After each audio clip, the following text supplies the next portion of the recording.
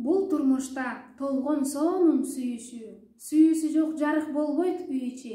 Бардык сүйүү өзгөрүлөт жаңылат, жаңылбаган жалгыз эне сүйүүсү демекчи.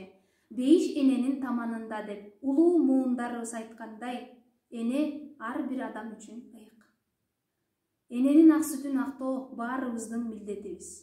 Ардактуу апалар, эч оорубаңыздар, өмүрүңүздөр узун болсун.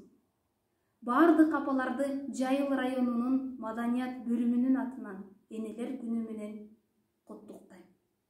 Анда эмесе сиздер үчүн жердешибиз Турар Кожомбердиевдин калемине таандык Апакем деген чыгарманы кабыл алып коюңуздар.